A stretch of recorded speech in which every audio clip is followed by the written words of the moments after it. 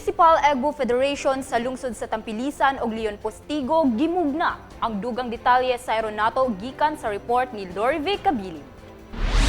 Malampusong nalugway ang programang Enhanced Gasang Bahandianon sa Umahan o Igbo ngadto sa 20 ka mga barangay sa lungsod sa Tampilisan sa Tercero Distrito ning probinsya.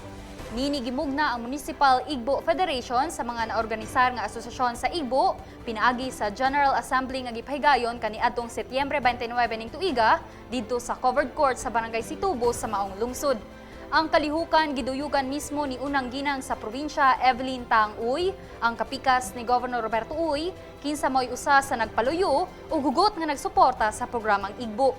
Mensahe niya ngadto sa mga mag-uuma nga gikinahanglan nga padayon og kanunay nga magtinabangay alang sa kalampusan sa programa. Kinatagan mi sa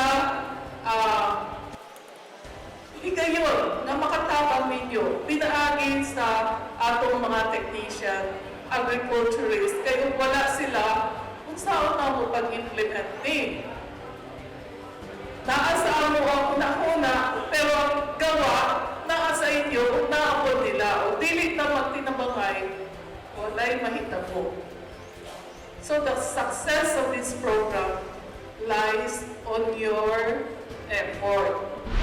Sumalasab ni unang ginang sa lungsod sa Tampilisan, Bading Carloto, kinsa mooy merepresentar si ang kapikas nga si Mayor Angeles Carloto, nga angay magpasalamat sa tanang nagpaluyo sa nasangpit nga programa, tungod kay niini gitudluan ang mga mag-uuma nga makabaton og kapanginabuhian.